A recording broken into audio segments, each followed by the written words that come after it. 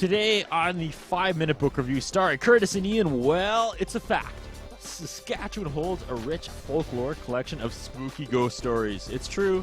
It's true. Who knew? Well, the ladies from the Mar residence, that's who. But beyond them, Saskatchewan ghost stories have kind of remained somewhat dormant over the years until about a decade ago they were sought after and collected and put in print form and thus became, that's right, Ghost Stories of Saskatchewan. Coin toss to start, and Curtis is the winner. Today on the 5-minute book review starring Curtis and Ian, we're going to go back in time. We're going to take a look at a cultural phenomenon here in the prairies anyways. It's Ghost Stories of Saskatchewan by Joanne Christensen, who on the back, if you read, lives in Alberta. But she's writing about Ghost Stories of Saskatchewan, whatever. If I was in Alberta, I'd write about Saskatchewan too. Okay, Ghost Stories of Saskatchewan. What's scary about Saskatchewan? Turns out a lot. Nothing really new in like the 80s and 90s, but lots of stuff in the 20s and 30s when things were scary, in the 40s and 50s. Did I enjoy this book? Yes. Do I enjoy ghost stories? Yes. Do I enjoy ghost stories this close to home? That's debatable. There's a couple of times where I was like all excited. I'm like, I was there. Oh, that's kind of not cool. I was there, and apparently it's haunted. Again, the premise of the book I really like. The spin-offs, there's like 100 spin-offs. There's like, Ghost Story of Idlewild. I don't know. It seems to have gotten a little bit out of control. This was the first. Ian's got the second.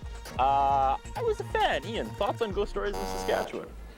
It's a very enjoyable read. I mean, it's anything local I enjoy, just simply because there's so much content coming from outside of the prairies. Getting local stuff is great, especially local stuff like this. I mean, we're all familiar with ghost stories from around the world. There's different things that you get. You can pick up books from a variety of things. It's nice to pick up content like this that's from Saskatchewan, that's from Alberta, that's from the prairies, I know what you mean, though, about reading them and then going through this story, and the tale behind it that leads to this horrific ghost story kind of thing, and you're like, great, I was there, and there was a ghost trying to kill me, and I didn't know it. It's a good time.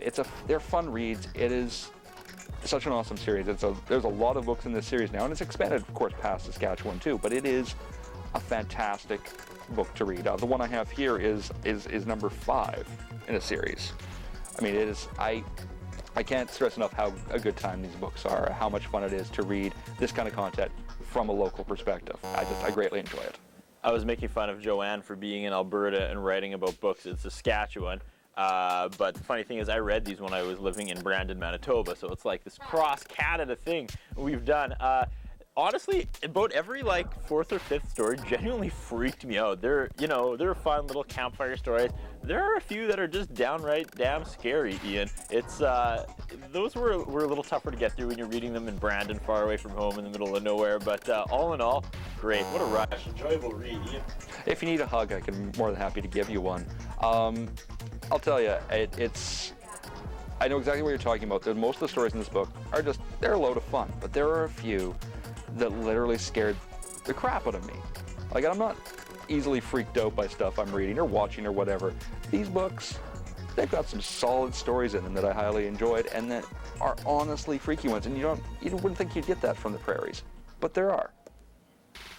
Where were you in 2001, Ian, when I needed that hug that night in Brandon, Manitoba? I stayed up all night reading these books back to back. That's the fourth one you got, Ian? The fifth one of the series, yeah. I thought that was the sequel, because I read this one and that one. It's a sequel to that book, but there's other books in the series for different parts of the prairies. I'm getting a nosebleed, Ian. There's too many books. We should brought them all in. We should make like a montage collage. We should spend we should roll into 2010 just reviewing Ghost Stories books. Oh, we can easily do that. Ghost Stories from Moon Lake. The 47th book from just outside my house. Yes, Ghost Stories from the corner of the bookstore. We do the 5-minute book review.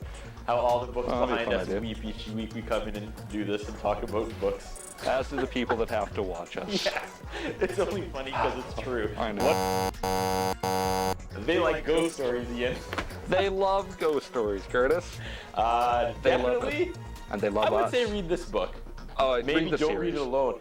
Read it over at Ian Goodwillie's house. Come to my house, I'll give you a hug. Don't worry. He'll hug you when you're scared. He's a big guy. He'll hug you. I'll hold you. Read it.